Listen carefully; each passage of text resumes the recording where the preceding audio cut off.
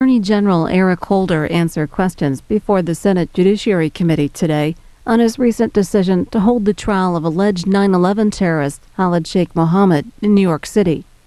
Vermont Senator Patrick Leahy chaired the 4-hour hearing.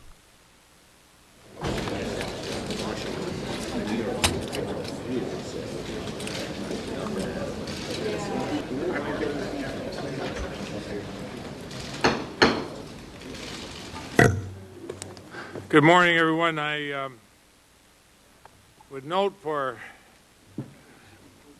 senators, this is the first hearing to be held in this room now that it's been rebuilt and reconstituted. Those of you who have been here a long time know this thing was sort of like the dark hole. It was probably the worst place to have to ever have a hearing because it was so dark and awful, and now it and I commend the architect of the Capitol and Sergeant Arms, everybody else who put this together and has made it better. Attorney General Holder, welcome, and glad to have you here. I commend the Attorney General for moving forward last week with plans to proceed on several cases against those who seek to terrorize the United States. He's using the full range of authorities and capabilities available to us.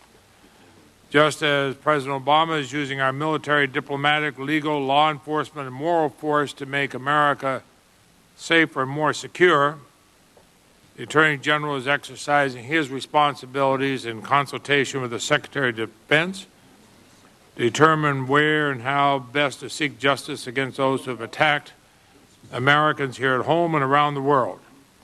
And after nearly 8 years of delay, we may finally be moving forward to bring to justice the perpetrators and murderers from the September 11 attacks. I have great confidence in our Attorney General, the capability of our prosecutors, our judges, our juries, and the American people in this regard. I support the Attorney General's decision to pursue justice against Khalid Sheikh Mohammed and 4 others accused of plotting the September 11 attacks and to go after them in our federal criminal courts in New York. They committed murder here in the United States, and we'll seek justice here in the United States. They committed crimes of murder in our country, and we will prosecute them in our country. We're the most powerful nation on earth. We have a justice system that is the envy of the world. We will not be afraid. We will still go forward, and we will prosecute them. War crimes and crimes of terror and murder can successfully be prosecuted in our federal courts, and we've done it over and over and over again. America's response to these acts is not to cower in fear, but to show the world that we are strong, resilient, and determined. We don't jury-rig secret trials or kangaroo courts as some of our adversaries do. We can rely on the American justice system.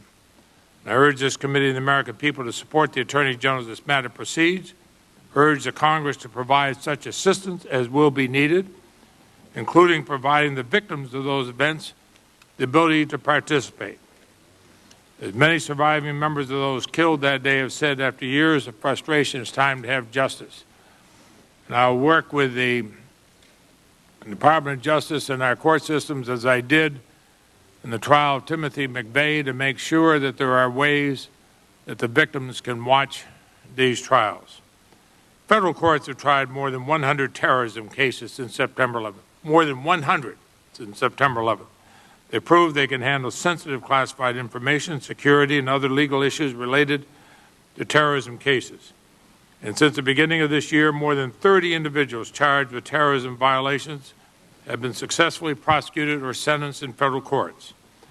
The federal courts located in New York City tried and convicted the so-called blind sheikh for conspiring to bomb New York City landmarks, and Ramzi Youssef for the first World Trade Center bombing. New York was one of the primary targets of the September 11 attacks. Those who perpetuated the attack should be tried there. They should answer for their brutality and for the murder of thousands of innocent Americans. Like Mayor Bloomberg, I have full confidence in the capacity of New York. And I have full confidence in Commissioner Ray Kelly, one of the finest police officers I've ever known, and the New York City Police Department.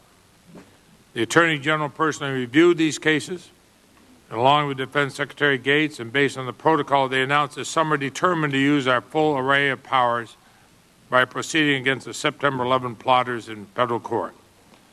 And those charged with attack on USS Cole outside this country will be tried before a military tribunal and determined to go against Major Hassan in a court-martial for the deadly attack at Fort Hood just two weeks ago.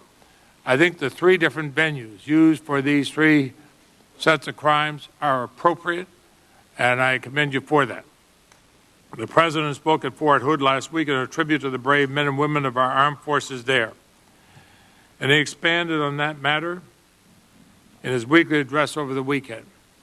Every member of Congress, every member, joins the President and military community in grieving for the victims and their families. We pray for the recovery of those who were wounded. Del Hassan has been charged with 13 counts of premeditated murder. The Army is leading the investigation with the support of the FBI, and the President has ordered a review of what was known ahead of time, and I think that's appropriate. And I look forward, as this committee conducts appropriate oversight, to find out exactly what happened, where steps were taken, and especially where steps were not taken. But I caution everybody to do it in a manner that does not interfere with the investigation and prosecution of this case. We want the prosecutors to be able to go forward with the case and not have anything we do interfere with it. I've already written to John Brennan, the Assistant to the President for Homeland Security and Terrorism, on behalf of this committee. I've asked him to provide us the results of the internal investigation by the FBI, Army, and intelligence agencies that's underway. Both an interim classified matters, both Senator Sessions and I should be informed, and I've spoken both with the Attorney General and with FBI Director Mueller.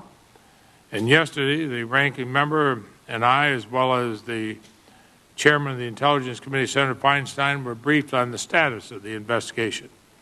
We should and we will conduct responsible oversight. Try not to do it in a reckless fashion, because we should not take steps that are going to interfere with the ongoing investigation or stand in the way of military prosecutors. I want them to be able to compile a thorough and complete case. Also yesterday, the Attorney General and Treasury Secretary Geithner announced the creation of a financial fraud task force. It's a significant step in our efforts to strengthen fraud prevention and enforcement. It uses the authority we provide in the Fraud Enforcement and Recovery Act. I worked hard with Senator Grassley and Senator Kaufman to draft this act and get it passed. I was pleased to be there when the President signed it into law. It gives law enforcement new tools and resources to investigate and prosecute the kind of financial frauds that are undermining our country. We're now hard at work on measures to help find, deter, and punish health care fraud as well. Just this week, we learned that the government has paid more than $47 billion in questionable Medicare claims. As we prepare to consider health reform legislation, we have to address these issues of health care fraud. I hope that our new act that we worked on in a bipartisan way will help that. We have to complete our legislative work on a Media Shield bill, USA Patriot Act, Sunset Extension Act. And on these matters, I appreciate the support we have from the Attorney General. So with that, let me yield to Senator Sessions and then Attorney General Holder. Thank you, Mr. Chairman, and